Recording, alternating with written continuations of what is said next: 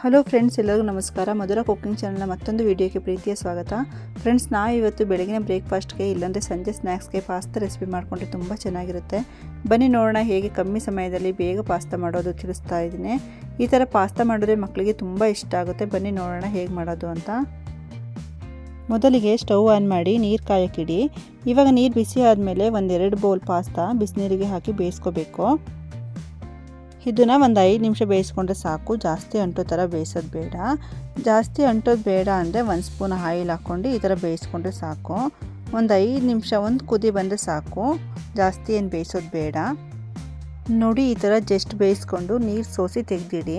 ಈ ಕಡೆ ಒಂದು ಕಡಾಯಿ ಬಿಸಿ ಆದಮೇಲೆ 100 ml ಅಷ್ಟು ಆಯಿಲ್ ಹಾಕ್ಕೊಂಡು ಬಿಸಿ ಆದಮೇಲೆ ಬೆಳ್ಳುಳ್ಳಿ, ಶುಂಠಿ ಮತ್ತು ಒಂದೆರಡಷ್ಟು ಮೆಣಸಿನ್ಕಾಯಿನ ಈ ಥರ ಸಣ್ಣದಾಗಿ ಜಜ್ಜಿ ಹಾಕಬೇಕು.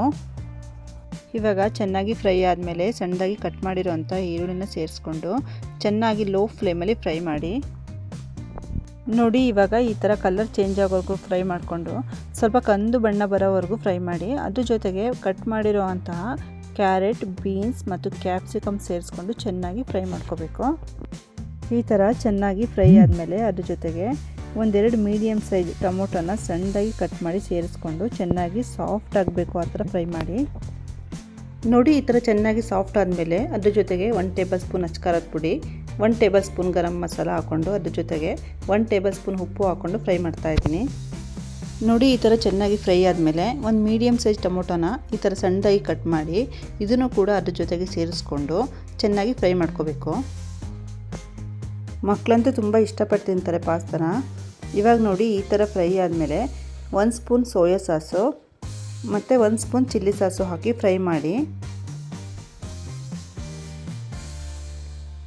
ನೋಡಿ, ಈ ಥರ ನೀಟಾಗಿ ಫ್ರೈ ಆದಮೇಲೆ ಇವಾಗ ಬೆಂದಿರೋ ಅಂಥ ಪಾಸ್ತಾನ ಸೇರಿಸ್ತಾ ಇದ್ದೀನಿ. ಅದನ್ನು ಸಹ ನೀಟಾಗಿ ಫ್ರೈ ಮಾಡಿಕೊಂಡು ತಿರುವಾಡಿ ಒಂದು 2 ನಿಮಿಷ ಹಾಗೆ ಫ್ರೈ ಮಾಡಿದ್ರೆ ಪಾಸ್ತಾ ರೆಡಿ ಆಗುತ್ತೆ.